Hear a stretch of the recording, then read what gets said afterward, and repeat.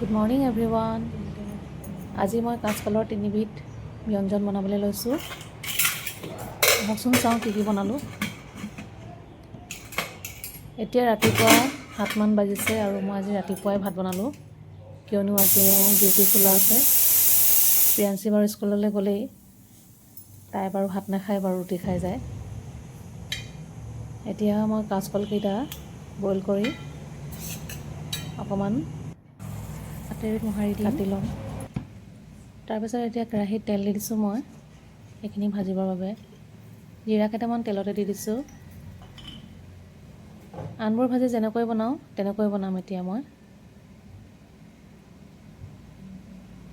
মা মছলা কিন্তু মই ইয়াত ব্যৱহাৰ নকৰোঁ। পিঁয়াজখিনি ভাজি লওঁ।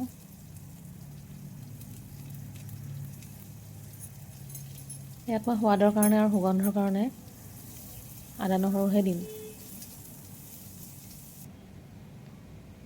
হালধি জয়া, এইখিনি আদা নহৰু। কাঁচকলখিনি আপোনাৰ সিজি আছে, এইখিনি অকণমান কেৰাহীত দি কাঁচকলখিনি তেল নিমখ হালধি আদা নহৰুৰ লগত মিলাই দিলেই হ'ল। বনাবলৈ একদম ইজি। আমি সকলোৱে কাঁচকল বনাই খাওঁ, কিন্তু সকলোৰে বনোৱা ষ্টাইলটো অলপ বেলেগ।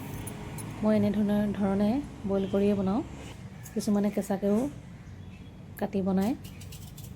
তাৰপিছতে মই এতিয়া কেঁচা কাঁচকল অকণমান কাটি লৈছোঁ ফ্ৰাই কৰিবলৈ।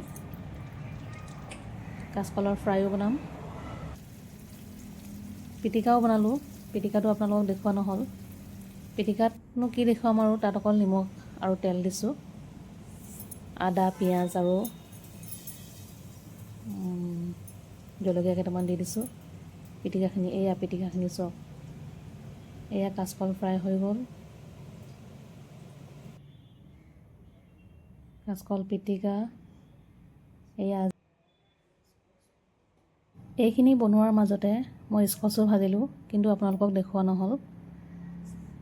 এয়া আজি ভাতৰ থালিখন।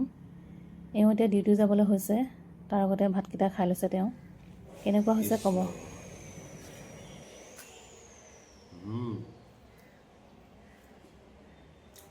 বঢ়িয়া, ফাৰ্ষ্ট ক্লাছ। এইটো কি হয়? কল কাঁচকল ফ্ৰাই।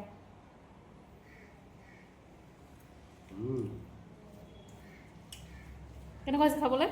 বঢ়িয়া, ফাৰ্ষ্ট ক্লাছ।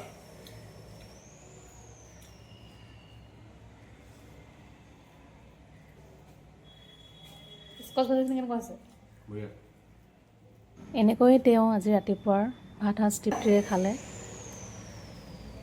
ভিডিঅ'টো সম্পূৰ্ণকৈ চোৱাৰ বাবে বহুত বহুত ধন্যবাদ।